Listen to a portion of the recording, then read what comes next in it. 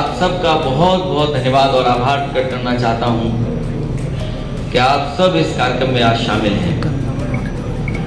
जब कार्यक्रम शुरुआत होनी थी, किस विधानसभा से सबसे पहले कार्यक्रम शुरू हो, तो हम सब लोगों ने मिलकर भी यही तय किया कि जिस विधानसभा ने आपको चुनकर के विधानसभा में पहुंचाया है, उसी विधानसभा के कार्यकर्ताओं से मिलकर के उसी विधानसभा के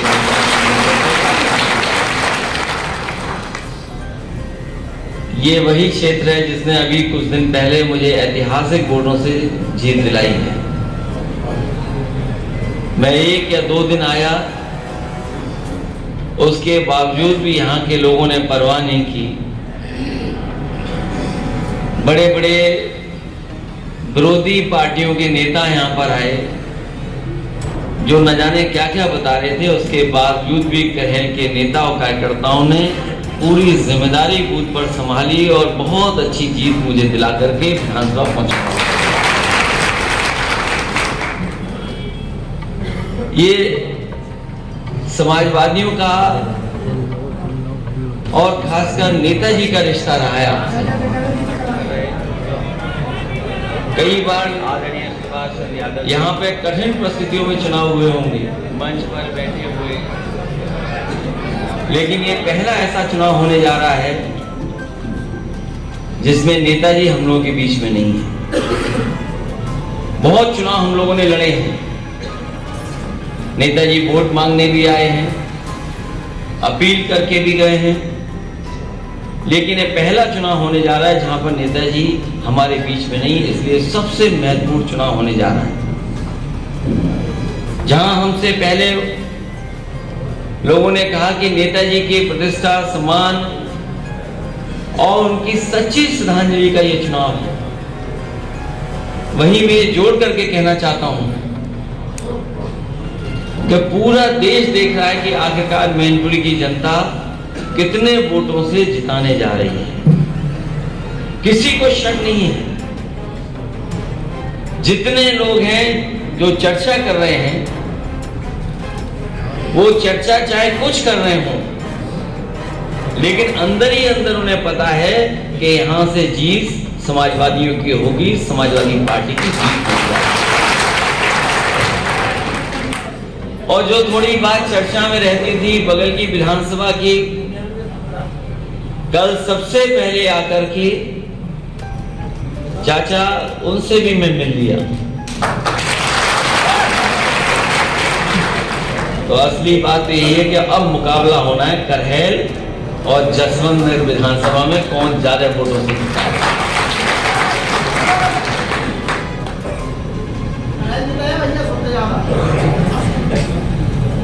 अगर करहल मन बना ले तो मुकाबला बहुत कड़ा हो जाएगा, बहुत आगे हो जाएगा।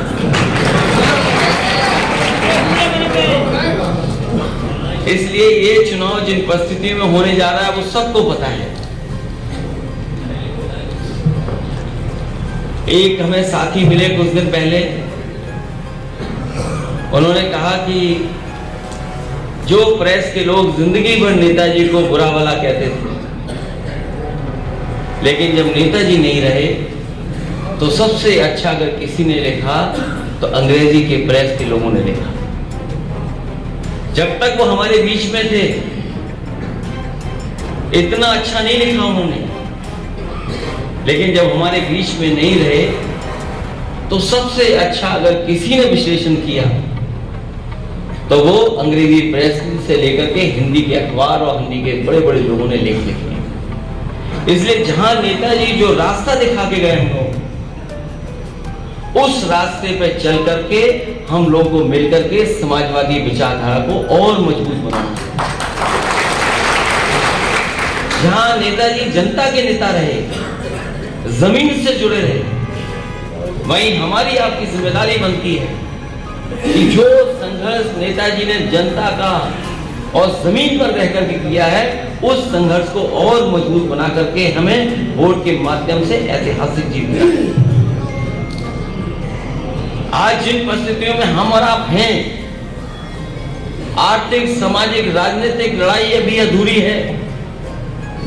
जो संघर्ष हमें करना था, जहां तक हम लोगों को नेताजी लेके गए, अब जिम्मेदारी हमारी आपकी बनती है कि उससे आगे भी लेकर के जाएं। करेल विधानसभा में अगर लोग मन बना ले तो मुझे लगता है कि कोई बूथ ऐसा नहीं जो हम लोग पीछे छूट जाए। कुछ बूथ हैं जहां हम लोग नहीं मुकाबला कर पा रहे हैं, लेकिन ये चुनाव ऐसा नहीं है कि वहां के लोग आपके साथ न खड़े हो जाएं। अगर हम और आप लोग पहुंच जाएंगे तो मैं समझता हूं वो भी आपके साथ खड़े होकर के समाजवादी पार्टी के साथ खड़े दिखाई देंगे। इसलिए मैं आपसे निवेदन करना चाहता हूं और अपील भी करता हूं कि जो विरोधी पार्टी के लोग हैं वो कुछ भी साजिश कर सकते हैं। उनके स्टेटमेंट आ रहे हैं और उनके स्टेटमेंट ऐसे आ रहे हैं, वो आप भी पढ़ रहे होंगे। वो जानते हैं कि मैनपुरी उनके हिस्से में नहीं है, लेकिन वो कभी कभी कहते हैं कि अभी आजमगढ़ हराया है, मैनपुरी भी हरा देंगे। मैं उन लोगों को कहना चाहता हूं कि आजमगढ़ तो हम धोखे में हार गए। ये मैनपुरी लोकसभा है, यहाँ की जनता कभी भी समाजवादी पार्टी को हारने नहीं देगी। और इसलिए भी कि यहाँ पर नेताजी का सीधा सीधा संबंध रहा है, सीधा सीधा संपर्क रहा है,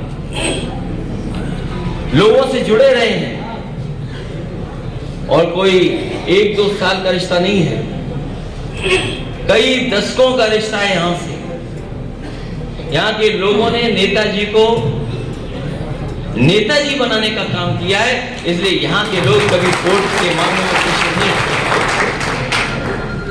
इसलिए मैं आप सबसे अपील करना चाहता हूं कि ये चुनाव अपना चुनाव समझना।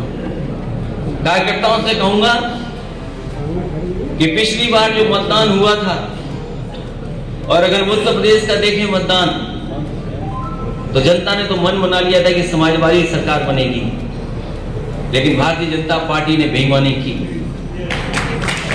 और ये सब जानते हैं। उस दिन भी लोग कह रहे थे बेईमानी की, और आज भी लोग मानते हैं कि बेईमानी हुई है। अभी कुछ दिन पहले मैं आ रहा था तो बस में जब मैं बैठा, हवाई जहाज से उतरने के बाद पूरी बस में सब लोग बैठे थे। एक व्यक्ति खड़ा हुआ, उसने कहा कि सरकार तो आपकी बन गई थी, लेकिन भारतीय जनता पार्टी ने बेईमानी कर ली। और अगर आप रिजल्ट उठा करके देखेंगे तो आप देखेंगे किस तरीके से प्रशासन ने आपकी सीटों को हराया है। एक ही जिले में जहां हम लोग 20,000 वोट से जीत रहे हो, 24,000 वोट से जीत रहे हो, उसी जिले में हम 300 से हार जाएं, 1200 से हार जाएं। ये राजनीति में गणित समझ में नहीं आता कि एक जगह तो 24,000 और दूसरी जगह 100 से या 1200 वोट से हार जाए। और पिछली बार मैंने चुनाव के बाद सभी हारे हुए प्रत्याशियों को बुलाया था और हारे हुए प्रत्याशियों से बातचीत करके, और एक बहुत जानकार जो चुनाव के बारे में जानकारी रखता है, उस डेटा एक्सपर्ट को बुलवाया और मैंने आमने सामने बातचीत कराई और निकल करके आया कि अगर हम लोगों ने अपने बूथों पर 2% या 3% वोट बढ़ा दिया होता तो आज भारतीय जनता पार्टी की सरकार नहीं होती, उत्तर प्रदेश में समाजवादी सरकार है। और ये 2-3% वो मैं सब बूथों के लिए नहीं कह रहा हूं, केवल समाजवादी पार्टी के कार्यकर्ता नेताओं ने अपने मजबूत बूथों पर केवल 2%, 3% और 5% तक वोट बढ़ाया होता तो आज उत्तर प्रदेश में समाजवादियों की बहुमत की सरकार होती। इसलिए हम लोगों ने सरकार खो दी। हम आप सबसे अपील कर रहे हैं, क्योंकि असली संघर्ष आपको करना चाहिए। असली लड़ाई जो जमीन पर होती है चुनाव में, वो हमारा कार्यकर्ता और बूथ एजेंट का काम है। इसलिए अपने कार्यकर्ता से और अपने बूथ एजेंट से हम अपील करना चाहते हैं कि ये चुनाव आपका अपना चुनाव है। जहां नेताजी को श्रद्धांजलि देने का चुनाव है, वहीं समाजवादी पार्टी के प्रतिष्ठा का भी चुनाव है। इसलिए बूथ पर तैयारी कर करके एक एक वोट समाजवादी पार्टी के पक्ष में डलवा। यही मैं निवेदन करना चाहता हूँ, वही अपील करने आया हूँ। मैं आप सबसे बहुत बहुत धन्यवाद देता हूँ, आभार प्रकट करता हूँ कि इस कार्यक्रम को आपने सफल बनाने का काम किया। इसके बाद लगातार हम लोग कहीं न कहीं एक दूसरे से मिलते रहेंगे। हमें उम्मीद है कि कहेर विधानसभा के लोग अच्छे वोटों से जिता करके ऐतिहासिक